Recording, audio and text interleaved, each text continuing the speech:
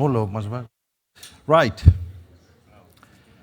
So we are ready to start the last session just before the lunch, and it's always an unenviable position to be the moderator of the last session before the lunch. It's a difficult role. In this session, we're going to make a deep dive in the energy markets of Southeastern Europe. We have an exceptional panel of 6, actually, presenters, covering the length and the width of the energy markets of Southeast Europe. Exactly because the audience is eager to enjoy their lunch, I will ask kindly all our panel members to have a short presentation, no more than 7 minutes each, so that we might have also some time for questions. There are 2 of the members are going to join us online. I will make a small change in the program because Dr. Kabouris has an urgent engagement. So I will ask him to first deliver his presentation. And then if there is any question for Dr. Kabouris, and then he will be excused because he has an engagement. Dr. Kabouris, you have the floor. Just to remind you that Dr. Kabouris is the president and CEO of the Regional Control Center of Southeastern Europe, which is based in Thessaloniki. Okay, so good afternoon, everybody. First of all, many thanks to INF for calling me here. I try to be fast and make a long story shorter. What actually I'll speak, it's not on the prices, but mainly on security in our region. You know, I think nowadays what we need to survive and to develop, to get developed is food, water, and then electricity. So we know very, very well that, so that what I speak about security of electricity in Southeast Europe, and how we develop some structures for security in Europe. So I will be very, very fast to tell that we have a very strong and very stable and very long-lasting policy in Europe to move to renewable energies. The current crisis, of course, makes things more urgent and, of course, puts some problems in prices. But first of all, besides the prices, what we have to think of is security. So security of electricity systems is very, very important for Europe. We have actually a basic legislation that deals and rules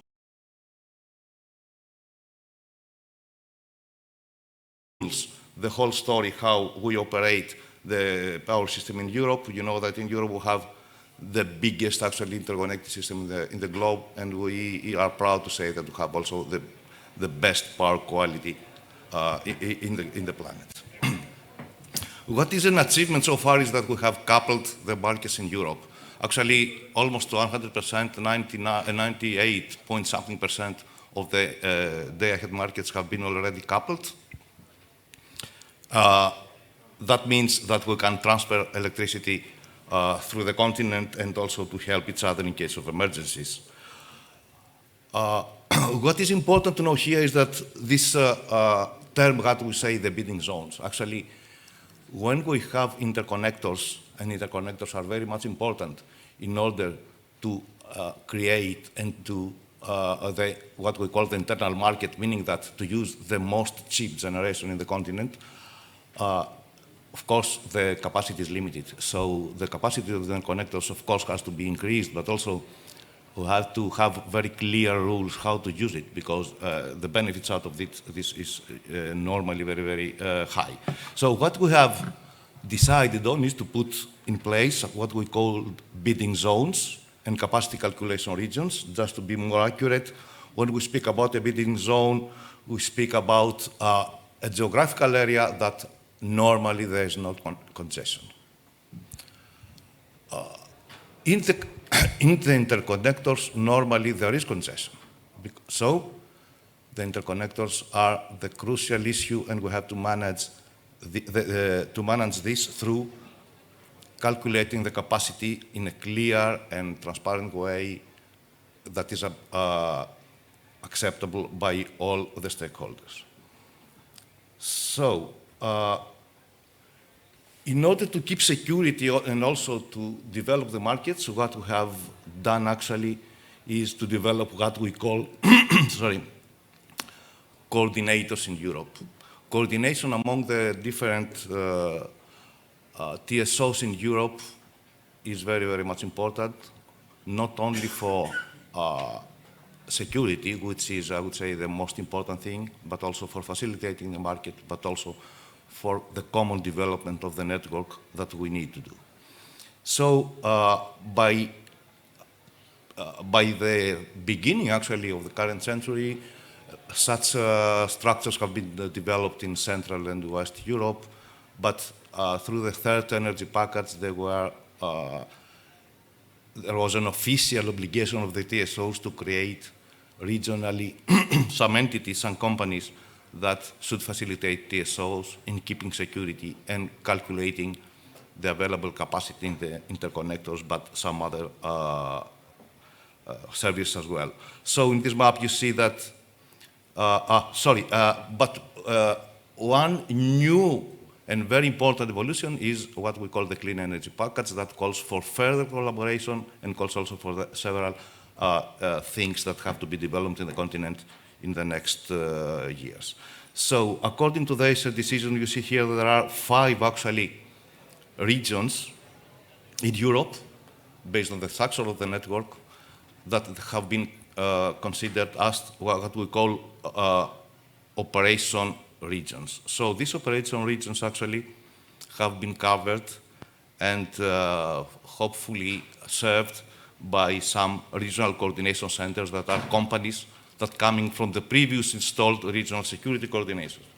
So from 1st July on, we are in this new environment, and we have these new structures.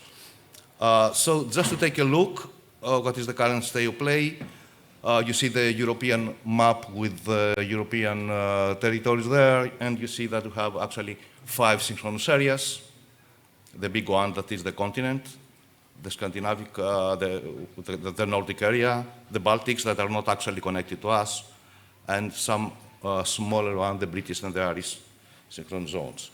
On them, we can find 11 points of congestion. 11 we call capacity calculation regions, and these are served actually by 6 regional security coordinators that you can see in the map to the right, which countries are included in which RCC. I think I have 1 more minute to tell you some words on the Southeastern Electricity Network Coordination Center, CELNCC, that has been developed in Thessaloniki. So this entity, this RCC has been developed by 4 companies, the 4 TSOs of Italy, Greece, Bulgaria, and Romania. From July 1st, 2021, as the other RCCs has been transferred to an RCC, we have there and provide all services foreseen by the legislation. And we serve actually 2 capacity calculation regions, meaning the Southeast, you see to the right place of the picture, and the Italian one, which is 6 out of the 7 bidding zones in Italy. We have there a 24-hour shift to provide help to TSOs anytime. What is important here to say about and it is my last sentence, is that what we call system operation regions is a new and very important, I would say, supranational structure for security that is a little bit further than our principle on which we operate for 60 or 70 years in Europe, that is decentralized control. So with this, I would not like to take more time, but I tell you that from the next years, we have to do something like to share the capacities for balancing, to share reserves, which is a very, very difficult and complex task. And also, we have to optimize what we call remedial actions, meaning what we do in case of congestions and other problems. There are some very, very important actions to be taken in the future. What is the problem here in the Southeast region is that unfortunately we are surrounded by countries that are not members of the European Union, so they have no obligation to follow the same rules and legislation. And this puts a lot of obstacles and difficulties in developing that. So I will not know to go all this, but that thank you very much for your attention.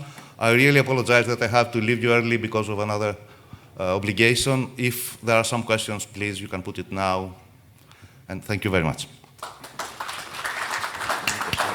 Thank you, Dr. Kabouris, who is the CEO of one of the 5 European regional coordination centers. He was so concise for such an immense task and a so important task.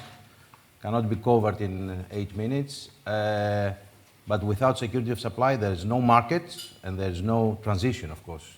And of course, the task of the TSOs has been made even more challenging, every day more challenging with the more intermittency introduced in the system and how much the flexibility needs to cope, the flexibility of the system needs to cope with these conditions. Is there any question? Because Dr. Kabouris needs to be excused. If not, we thank him very, very much. Thank you, Nick. Thank you. So, it is my pleasure now to invite to the floor my good friend, Mr. Skelcim Bozgo, who is the managing partner of SEA Consulting in Tirana, who will tell us about how Albania has coped with the last year's difficult and still difficult conditions in prices. Yeah, thank you very much, Mr. Pridas. I would like to start by thanking Mr. Stamboulis and Diana for giving me the opportunity, but not only for this, but also from the fact that this conference, happening annually and regularly, is a window of communication and is an instrument of facilitation, cooperation for developments in the future, which is something that our region so much needs. So thank you very much for it. I'm delivering this presentation on behalf of SEA Consulting and trying to give you an overview of what has happened during the last 2 years and how it has been managed. SEA Consulting is a consultancy established by 3 ex-commissioners of the Albanian energy regulator. More information can be found in our webpage. Now let's go ahead. This slide is very familiar for all of you. Nothing new about it, but simply that I will relate it with what happened in Albania. So as you can see, the second half of 2021, there was a steep increase of prices, and then we have high prices for all 2022, and then the further increase on the second half, and then a reduction on the prices recently. This is what the electricity prices are in the Hungarian Power Exchange. And as you see them, they are in brown color, and the blue color are the import prices in Albania. So there is a very, they're very similar, the import prices in Albania. This is a chart which shows consumption and domestic production in Albania, which is dominated by hydro, as said several times. What you can see is that in 2021, domestic production was larger than the domestic consumption. And you can also see there is a clear tendency of domestic consumption going up, and which is fairly normal. Now, let's go further. This is what are the characteristics of the Albanian generation system. Based in hydro, we have more or less, this is the average of the last 10 years. During the first half part of the year, there is a kind of matching between consumption and domestic production. And then during summertime, we have consumption which sometimes doubles the level of domestic production. And then it is during that time there is a lot of import. Now look at what happened in 2021. We had, as I showed you earlier, it was the best ever year in the power generation in Albania. Unfortunately, what happened is that as the rainfalls happen, they are during winter time, so we had a lot of production Consumption was nearly half of production, and then we ended up in summertime having consumption at nearly the same levels as the average, a bit higher, and then we had the domestic production much lower, which raises question about the management of the cascade, which keeps the water reserves for the country. And now we have the behavior of the system during 2021 so far. So we can see that the domestic production is much lower than the average of domestic production historically, and then consumption again being higher than the average consumption. So this ended up that in the times when we had to import electricity, the second half of 2021 and during 2022 so far, the Albanian system had to import electricity for the reason that not having energy is much more expensive than paying it at a high cost. And these are the figures that show that nearly 3.5% of GDP was to be spent for the additional cost of electricity. And then let's see what happened. What happened is that the system was close to collapse in April 2022, and then it was the same situation was only a few weeks ago, but with plenty of rain. Nearly the annual average rainfalls just happened in a few days, causing inundations. So because we needed to import, then this was associated with high cost of electricity. And who suffered most? The ones that are in the free market are the guys that had to pay electricity at the free market prices. The other ones that are also put into the free market but have not been able to find their sellers, and they are supplied by the last resort supplier, and last resort suppliers have a regulated price by the regulator, but it has to follow the market prices. And then universal service supplier, who has to supply the tariff customers, which are the residential sector, but the prices there have not been changed, and then the cost was transferred to the government. Has the situation been resolved?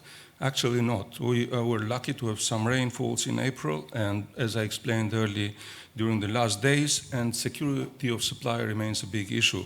So what are the challenges? Certainly the security of supply is related with the power generation capacities that need to be increased and need to be also diversified.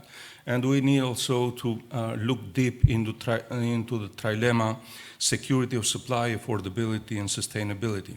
Now, just a short presentation of what have been the short-term measures. 2 floating boats have been brought into Vlora harbor, and they are ready to supply electricity into the system. Of course, they are costly, but at least they can supply electricity with a capacity of 114 megawatt. Measures have been taken to discourage electricity consumption. There have been a discussion about enforcing an 800 kilowatt-hour limit for residential. This has been repeated several times in a kind of chaotic way, actually questioning also the authority of the regulator anyhow. But if the consumption goes bigger, then the electricity will be multiplied by nearly 4.5 times. The administration has been encouraged or enforced to reduce the consumption by 15%. A campaign to install water heaters into the houses, very intensive, currently going on. And the minister explained yesterday about this windfall tax for the government to find ways to cover the bill. So what are the mid to long term? There was a lot of discussion in the previous session and before about lots of FSRU capacities being expanded in Greece. We have a similar one in Albania, in Vlora, and this is to supply an existing thermal power plant to start operating, but also to build some additional power capacity. And we are also thinking and analyzing the opportunity to develop the small-scale LNG in Albania. And of course, if it was to build or to install an FSRU in Vlora just for the own needs of Albania, would have not been possible. But by having TAP there and then securing connections with the Italian and also the Greek markets and the regulatory regime, this is also an opportunity or a factor that increases the chances for this project to be implemented. Energy efficiency, I mentioned earlier, but this is mid-term. There are lots of projects to improve energy efficiency in the buildings, and market liberalization, and which means market coupling, Albanian Power Exchange, where Mr. Fridas is also involved. So renewables are an area which takes a lot of focus in Albania. We've had plenty of small hydropower plants. If you see in the chart there, the light blue there corresponds mainly to the construction of new hydropower plant capacities. And then you see the red triangle at the very end. These are the upcoming photovoltaics. A tender has been organized for the construction of a wind power plant at something like 100 to 100 megawatt. And then there are also large hydropower plants, including Skavica, which has started the construction. Interconnection and transmission capacity is an issue. As we all know, the renewables are not very, they are difficult to manage because they create disbalances into the system. So transmission capacity is something that needs to be. A good news that was announced by the Greek Minister of Energy yesterday was the intention to triple the interconnection capacity between Albania and Greece, and certainly this will contribute to increasing the potential for development of renewables. Now, a closer look into gas. I believe it has a special role. TAP is one main infrastructure that has contributed into the integration of the market in Albania, and TAP is also open to renewables, hydrogen there, White Dragon, which is already progressing in Greece. The balancing of the natural gas system is an issue that was discussed by Mr. Tomadakis earlier, and Albania has a great potential into it. We've already undergone the feasibility study for the Dumrea salt domes to build some 200 million as an initial phase, expandable to 800 million. And then we have also Shell that has already made a discovery in Albania. They are still in the assessment phase, but the prospects look good. And Ionian Adriatic Pipeline is also an opportunity. And looking at it from prospective East Med, I believe that a connection from East Med to TAP and EAP is something to consider. Interconnection and integration of our power and natural gas systems is the way we have to go. It will contribute to the sustainable economic development and peaceful development of our region. And with this one, I conclude my presentation. Thank you. Thank you. Thank you very much, Mr. Bosgo. Of course, the situation that you described is well known. In previous years also, Albania was depending on hydroelectricity and had to import. And of course, the crisis now has exposed this weakness even more.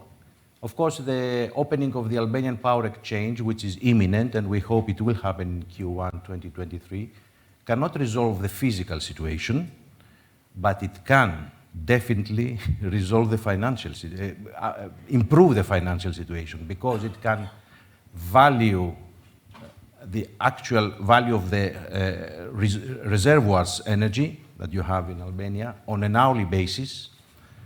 And of course, when, for example, your utility cash is doing tenders under stressful conditions, the traders who come on those tenders know that you are under stressful condition, and it is a competitive tender for imports, but of course, the situation is known. This is why a transparent platform, anonymous platform, like a power exchange would help and would have helped in the country. And to tell you the truth, the delays for putting into operation Albanian power exchange, nothing to do with the war or with the Russians. It was prevarication by the Albanian side. But very much hopefully, also with the help of the Greek exchange, energy exchange, who is the service provider of Alpex, this will come into now operation in Q1 2023. But also the other things that you've mentioned, and yesterday the ministers have mentioned, Minister Skrekas, about the tripling the interconnectivity capacity between Greece and Albania, and also Minister Baloukou, who said about the LNG terminal in Vlora and perhaps an IPP, CCGT IPP, as well as restarting your CCGT, the 100 megawatt in Vlora, would of course help and are needed by the Albanian power system. All right, so now we pass to, it's actually a great pleasure of me to welcome a friend who I consider also my protege, Mr. Arben Klokoci, who will join us from Vienna. I had the pleasure to recruit Arben when he was still a student, not even completed his degree, when I was the regulator in Kosovo. Arben had a distinguished career since then. He has been for several years the regulatory manager in EDF trading in London, and then the electricity expert, the preeminent electricity expert in the Energy Community Secretariat in Vienna. Now he's with the European Federation of Energy Traders, and who is better to tell us about the situation in the electricity markets of Southeast Europe than IFET. So Arben, you have the floor. Thank you very much, Nick. I hope you can hear me. We can hear you and we can see you. Thank you. A very nice tie. Thank you. Well, first of all, thank you very much for inviting me and inviting IFET to this conference. And on a private note, thank you very much for recruiting me then in 2004 already. I think in these circumstances, in the existing circumstances, when we discuss about the electricity market and energy market in general, we cannot get out of the political and economical context that is surrounding us. So whenever we discuss about the market, we have in mind also that we are facing, or Europe is facing, scarcity in terms of energy supply, gas supply in this case, and therefore this scarcity is reflected into the high prices that we see and we face. In such circumstances, it is reasonable to assume that there will be some reactive actions undertaken by government, or even, as we have seen already, from the point of view of European Commission, so European institutions. We have seen already on the EU level the regulation which sets the basis for the so-called clawback mechanisms, which is a mechanism to take certain windfall profit from inframarginal generators, and this windfall profit, or this welfare, economic welfare, transfer it to the consumers in order to mitigate the price, the high price, or the impact on the prices to consumers. I think generally what we have seen also, there is also recently the proposal on the corrective measures to the prices in gas.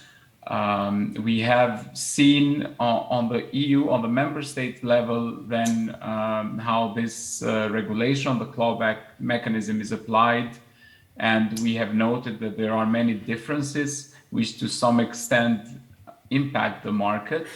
I mean, despite all these difficulties that we have seen or we have experienced in Europe in terms of electricity and gas supply, we have to say that the market at least was efficient in terms of delivering certain volumes where the demand was high for either electricity or gas.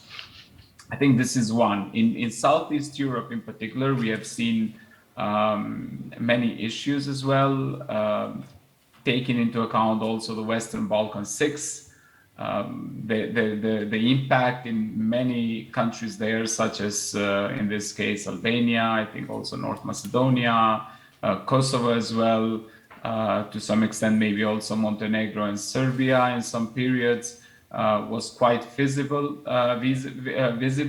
and we have seen also the impact also on other surrounding markets as well. So all in all, I think also Southeast Europe was not really immune to these circumstances. Nevertheless, Southeast Europe has a great opportunity And I think this is something that it has to really work more in terms of integrating their markets. And I mean here, I will take the note that Dr. Kabouris mentioned for the importance of the transmission capacity, of interconnection capacity, and this was highlighted several times already now. I think that there is a great potential for the Southeast Europe with regards to market integration. We know that the markets in Southeast Europe are relatively small, and also they are mainly, or with these markets have usually a strong and big incumbent within them that kind of supplies most of the electricity to consumption. And you might assume that there is little room maybe to develop a very efficient market or very liquid market within the country or within these markets. But if we take into account the relatively good interconnection capacity that already exists and potential for development as well, I believe that the liquidity of the market can be improved drastically if we take into account the efficient utilization of cross-border capacity. And how do we utilize this cross-border capacity more efficiently? You mentioned the importance of the power exchange, Nick, before. So it is the high time now to see the development of the power exchanges in the Western Balkans 6. We have all of them in EU member states and surrounding EU member states, and also markets coupled. But it is important that for the overall efficiency, that all the region is well, not only interconnected, but also integrated with regards to the mechanisms, market coupling mechanisms, balancing cross-border balancing mechanisms, intraday coupling, day-ahead coupling, and even more, there is a very important point on the coordination of the calculation of the cross-border capacity. There is a lot of reservation in terms of whether the available capacity that we see, and when I say available, I mean available capacity for the market, is actually maximum capacity that the TSOs can provide. In many borders of Southeast Europe, of course, situation improved slightly on the EU member states because of the legal requirements that they have for coordinated capacity calculation. But this coordination we don't see throughout the region, throughout the Southeast Europe, including Western Balkans 6. Unfortunately, because of the lack of coordination on the cross-border capacity calculation, we don't see sufficient capacity that is being made available for the market.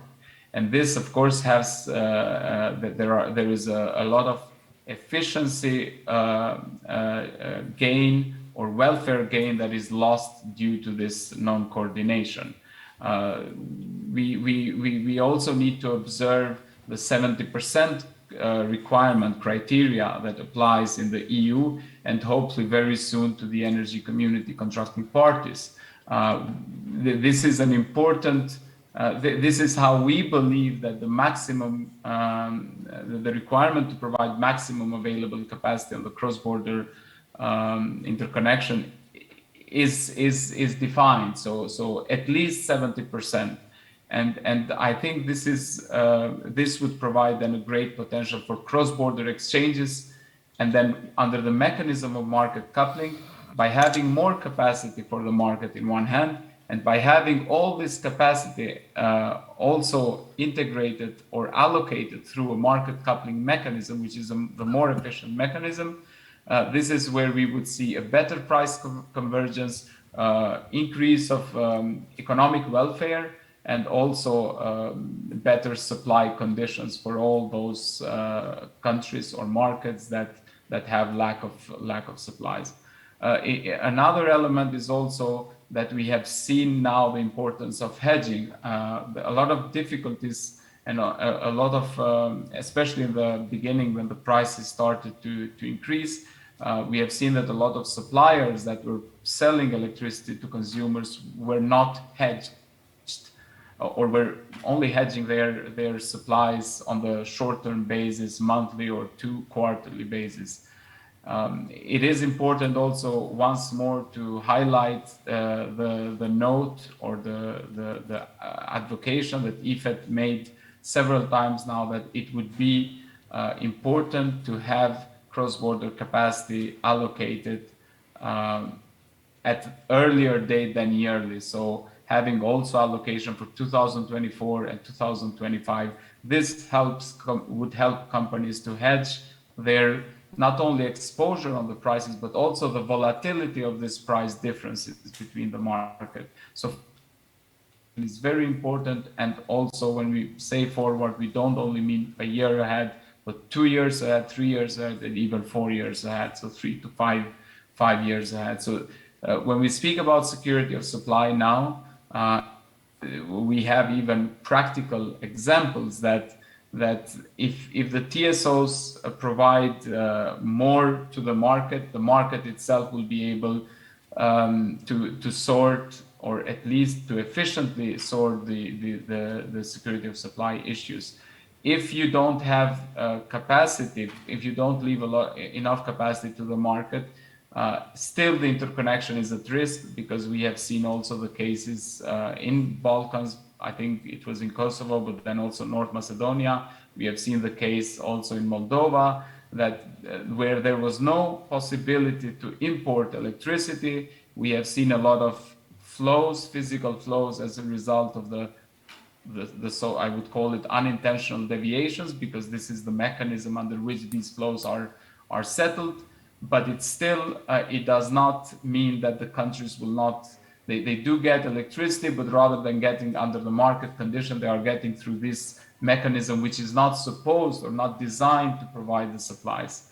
And the very last maybe point, so I think just as a summary, the point on the efficient utilization of cross-border capacity on the short term through this market integration mechanisms, efficient allocation on the forward time frame and beyond yearly rights, but also the importance to have some consistency in application of these clawback mechanisms. Because if there are many differences, first of all, there is an impact on the cross-border exchanges, and also it is likely that we are less respecting maybe this rule of solidarity, which I think is very important at this time. So this is all from my side for now, Nick, and I'm happy to come back again. Thank you very much, Alban. Some very important points raised by the European Federation of Energy Traders.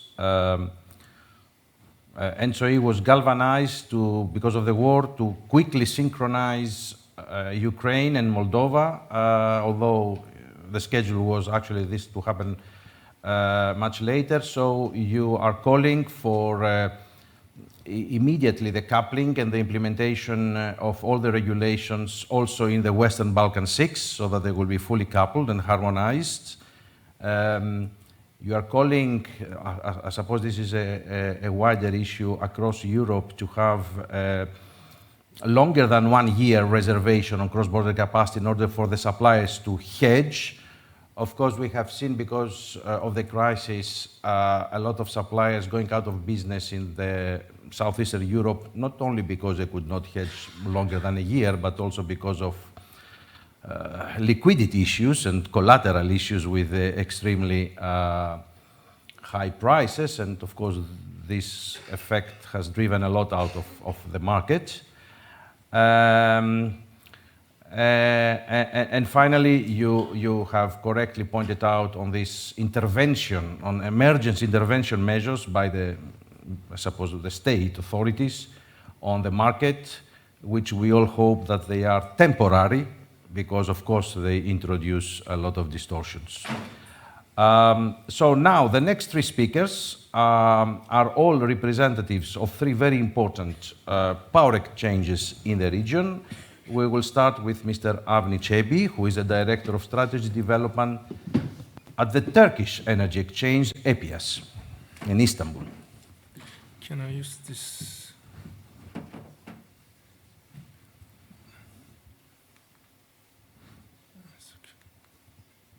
Can you go here?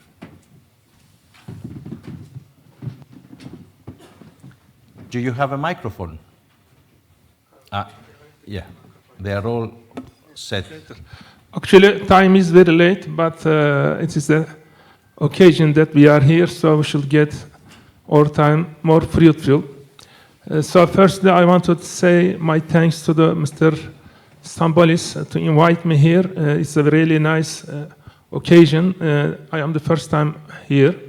So I hope next year we will come and so we will discuss more opportunities, more positive things. Actually, there is a saying in Turkey, I want to say this firstly, let people live, so state only survive. So we should let the people to survive. Pandemic and after war, there are a lot of difficulties for all the people and the household, companies. So to make them alive and surviving, it's the responsibility of state. State for these days. So at this point, I want to express my presentation.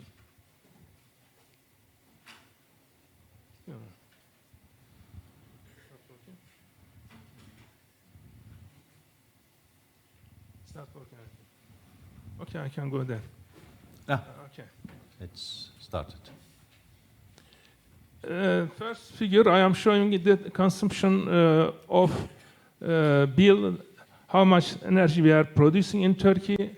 So the last year, that is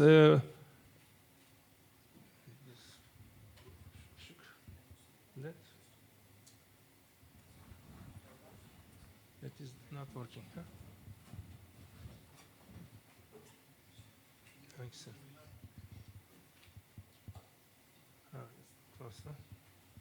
Okay.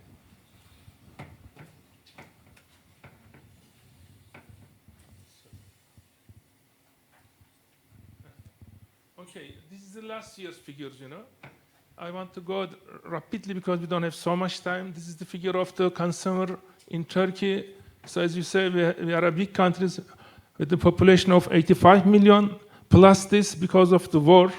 Now we are living in Europe because of the Ukraine. There are a lot of people immigrate to Turkey.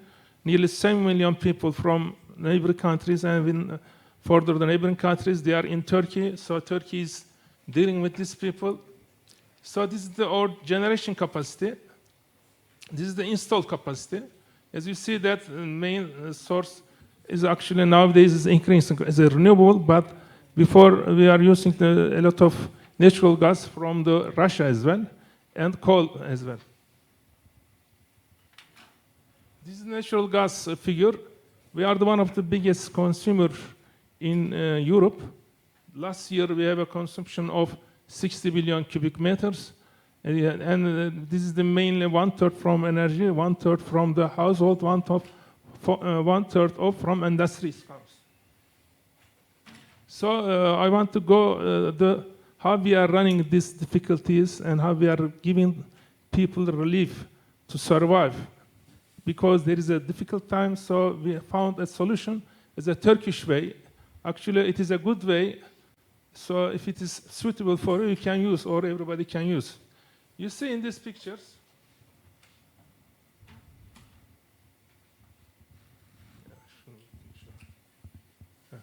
this here is the price, how it is changing. This is the coal price and natural gas price. This is the coal price of API. This is the coal price of TTF. So through this, first, before coal price, because of after the post-epidemic, there is a change in the Turkish market price, market clearing price. Sometimes the price go up nearly the ceiling price. So we changed the ruling of ceiling price.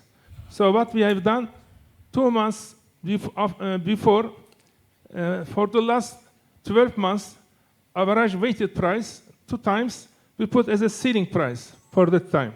So before the just energy crisis. So this time, as you see here, is only 1 month period.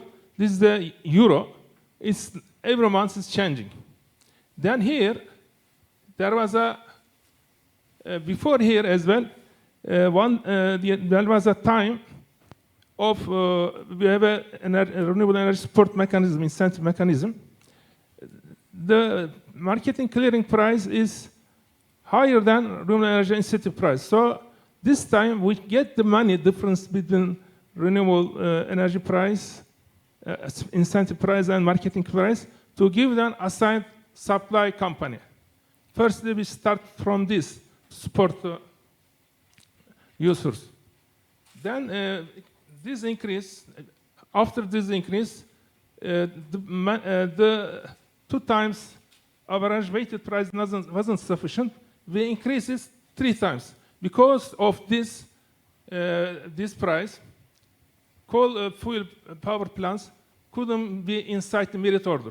So to put it inside the order and to keep the price in the market, we changed the rule here. Then it's go like that every month. Here, war effect. After the war, of course, many things changed on the world. So the price of TTF price was increased rapidly. So this time,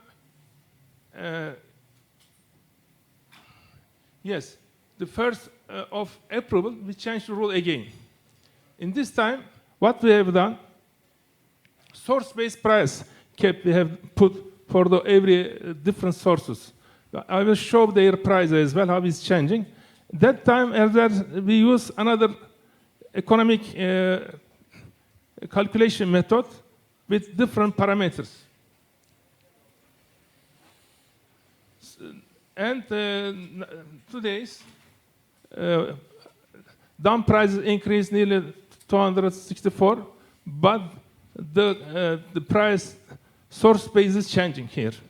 So in this picture, you will see that the first time when we start, it was like that. As a euro dump ceiling price for that market and natural gas matter import and like that. Then the last time, it's changed because of the inflation rate and because of the change of the source commodity price, as you see here.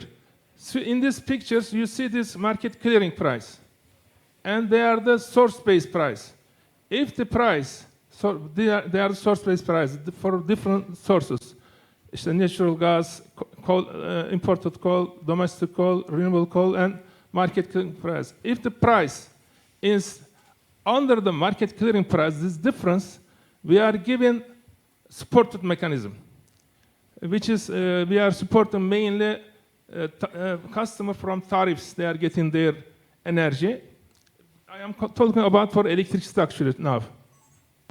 So this difference is given assigned supply company. In Turkey, there are 21 assigned supply companies. So it's give them relief to run their system because of the tariff system, which is done by the EMRA, Energy Market Operator of Turkey. And this is there is, of course, I said to you, a way of calculation. In this calculation for natural gas, there is an inflation rate, both natural gas, purchase tariff, and others. For every different sources, there is a different parameters. And all of them, there is a different weight as well. And from this, from the beginning of the system, we give 1.3 billion euros assigned supplying companies. And besides this, of course, there is another support mechanism. First of all, household level, first 240 kilowatt consumption, we are given 1.73 Turkish lira per kilowatt. If it is increased this amount, it is 1.50% more, as you see here. And for commercial, we have 330 kilowatt per day, and this is the price. As you see here, market clearing price below than this. So through this mechanism, and of course there is as well reduction of tax in the system. The reduction of tax, especially households mainly, and irrigation system. The others, factories or industrial or big users, they are given the same amount of tax, 18%. So this is the measure of discussed in European Union last time. This is the figure it's showing. So gas market, electricity market, demand reduction, supply increase. So this is given figuring out what should be done coming days or months inside the Europe. Thank you very much. Thank you very much, Mr. Çebi, for telling us the measures, the emergency measures that the Turkish Power Exchange has taken, of course, with the agreement of the government and the regulator. They are not very unlike the measures we have taken in Greece with regards to the different floors on the price of the various generation technologies. There are, however, some differentiations, which is very worth studying. Now, let's go to Bulgaria to hear from Mr. Anthony Zheliaskov, who is the head of Market Operations Department in IBEX, the Bulgarian Energy Exchange in Sofia, how they have dealt with the energy prices crisis. Thank you. First of all, thanks for the invite to Mr. Stambolis personally, and greetings from our CEO, Mr. Konstantinov, who is a regular participant in the conference. Unfortunately, he couldn't participate this time, so it's my first appearance here in front of you. I'll try to be as quick as possible regarding the developments of the Bulgarian Power Exchange. I'm not going to say market because we and Greece are already in one and the same market. This is the single European market. So we'll speak rather about bidding zones. So the Bulgarian Power Exchange was founded in 2014. Then in 2018, there was a change in property.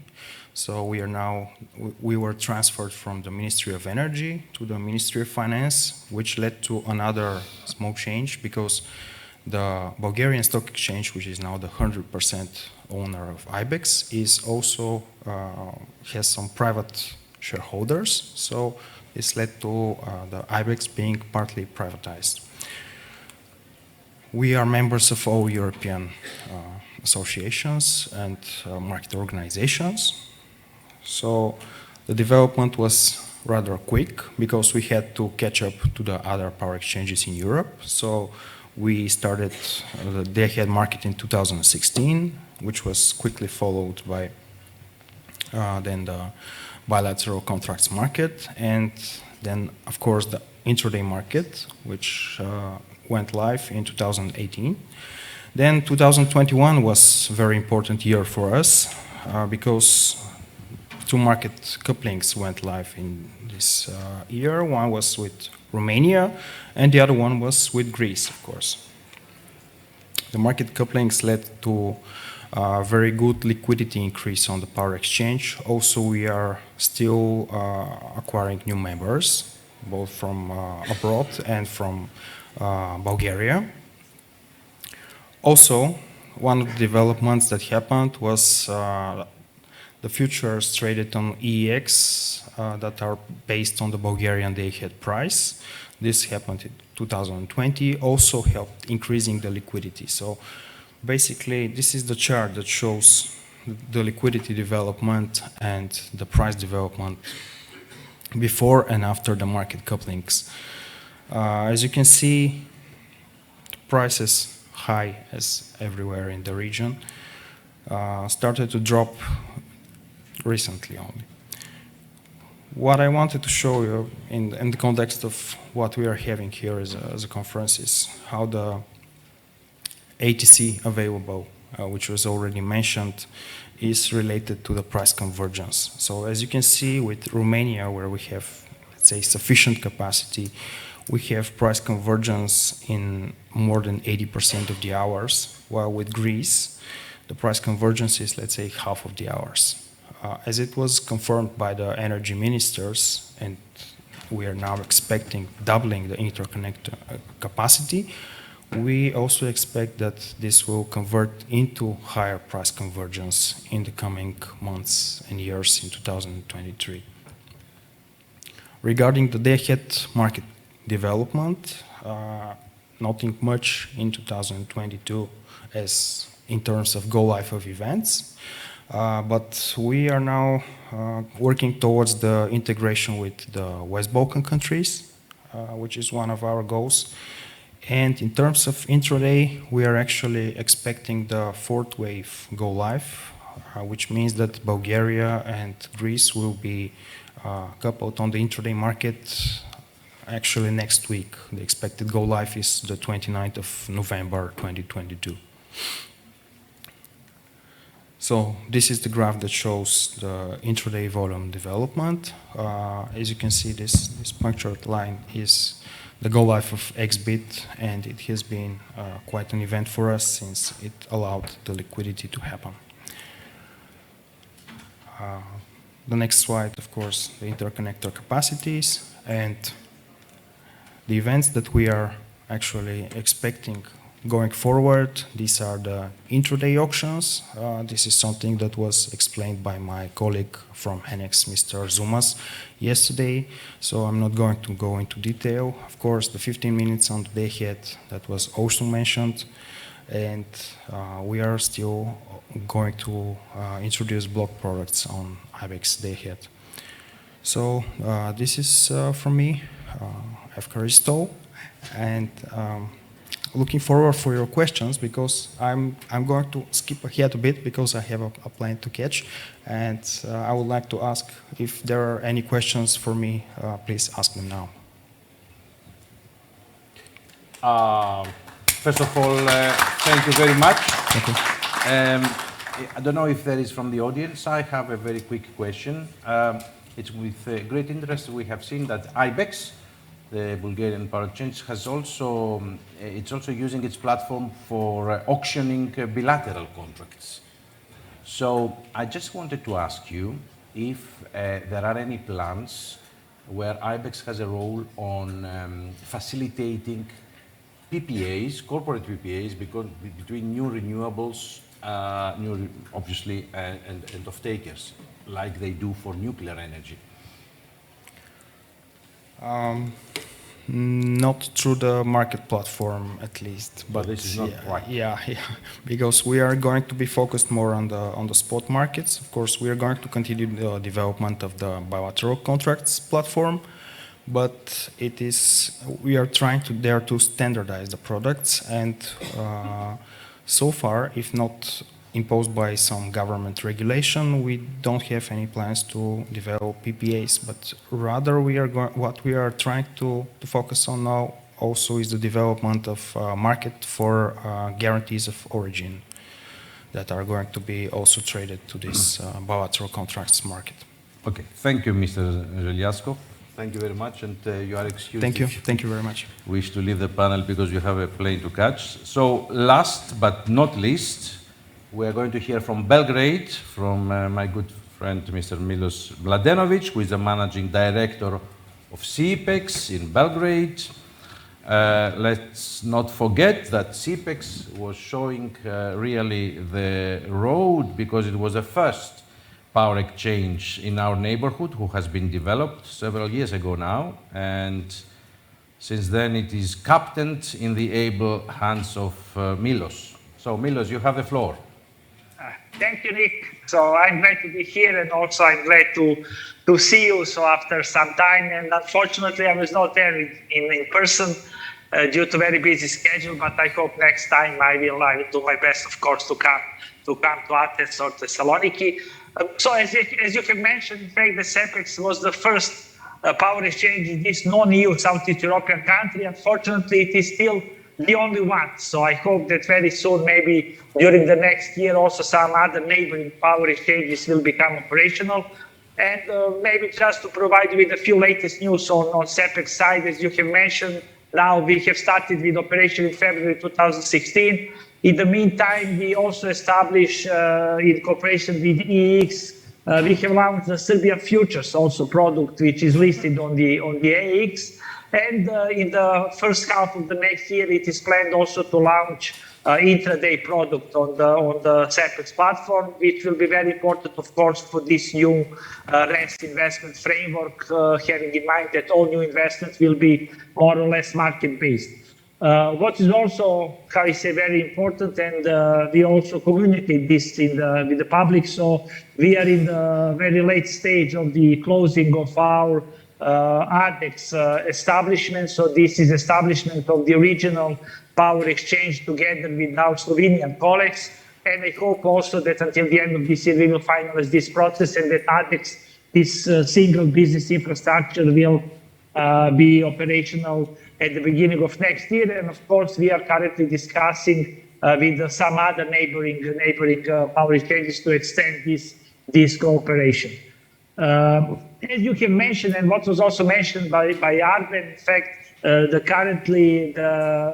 there is two aspects of this energy crisis. One aspect is related to the high prices and volatility of the prices, but something which is even more important, especially on wholesale level, is this illiquidity. And this is the problem with the liquidity, which we are facing now, also not just on the spot market, which is maybe not so obvious, but especially on the futures market, which is very important, of course, for the risk mitigation and for the hedging. And we know, of course, that the title of this panel is what are the solutions. So I think that if you are talking about solutions, first of all, in our region, I think that one of the solutions, of course, as usual, is economy of scale. So I think that we have to, push forward some kind of much closer integration, both on the corporate, but also on the business level. And of course, the one very important milestone is in mid-December, it is envisaged that Ministerial Council of the Energy Community will adopt this transposition of the EU rules and network codes into the legal and regulatory framework of the contracting party of the energy community. And in fact, in my discussion with the European Commission, this milestone was emphasized as one of the pillars of the future integration of the regional day-ahead market with already coupled the single EU market. Of course, CEPEX is already started with some discussion, and we have started with market coupling project even before CSTM guidelines become mandatory on EU. And now I hope that it will be the last missing part of this puzzle, that we can restart our discussion, and I hope that we can couple with ESDAC late next year or maybe in the beginning of 2024. Of course, we are also working with our neighbors, with our colleagues from Montenegro, from Macedonia, and this new ADEX infrastructure, which will be, as I mentioned, BSP, EPEX, Spot, CEPEX. We will provide the services both to the Montenegrin and Macedonian Power Exchange during the next year. I hope that we will finalize this mid next year, and also we will also push for decoupling also the regional level, even if possible before all requirements are met or to be coupled on the ESDAC level. Also, when we are talking about solution, for example, in Serbia, there is a huge hype now about the new investment in the renewables, and of course, having in mind that all this or most of this investment will be based on the market-based merchant PPA or corporate PPA contract, of course, that we as a power exchange, we have to provide some reliable marketplace with the reliable price signals. And of course, also it is necessary to provide some hedging instruments. As I have mentioned, in Serbia, Serbian futures are already available. But I think also that we have to think about some maybe new, more creative approaches. Maybe some new options could be introduced, or maybe also I'm now trying to attract also some financial institutions from Serbian banks, which are already members of the EX platform and ECC infrastructure, also to join and to provide some initial liquidity, especially on this financial derivative market. So more or less that's it about the news. And what I have also would like to mention, but this is still in the initial stage, that we have also started discussion with the blockchain community in Serbia, which is very strong currently. And now our intention is also to start with some R&D activities, especially related to the aggregation of the demand side response and the small distributed energy resources, and to try to merge this blockchain technology, which is very convenient for these small future players, with the new flexibility market, which we are trying to develop together with the Serbian TSO. And one additional topic is also related to the market of the guarantees of origin, Within the Horizon project now, we are developing a platform for the guarantees of origin, and I hope that until the end of next year, we will be also able to provide this new marketplace for the players, because just to mention that Serbia is already admitted as a I member, and EMS is already implemented the register of guarantees of origin, which is also accepted by I. But of course, on this legal point, we have to solve also some issues with the European rules, because currently, unfortunately, it is not allowed to export guarantees of origin to EU market. There is some bilateral contracts, and I think that currently from Serbia you can export to 8 European countries. But I think also this topic should be also put on the table for the Energy Community Secretariat, and also that guarantees of origin markets from the region, from the non-EU countries, also should be integrated with the EU market of the guarantees of origin. So I hope that we are still on time. So is there any other questions or maybe some comments? So I'm at your disposal.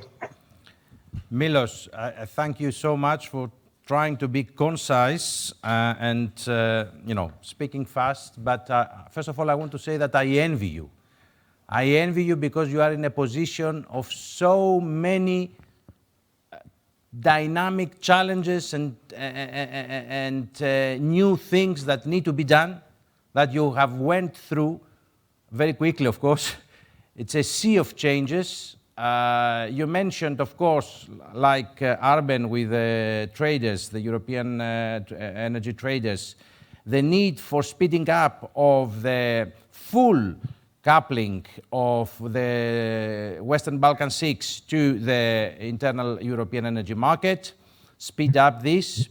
You mentioned the difficulties with liquidity, that because of the emergency measures taken in the various European markets because of the prices crisis, of course, the market players hesitate to, in the forward markets, to take positions because they don't know what will happen with the cap. So this needs to be also resolved. You mentioned economies of scale. You mentioned regional cooperation of power exchanges, like you will do with Slovenia.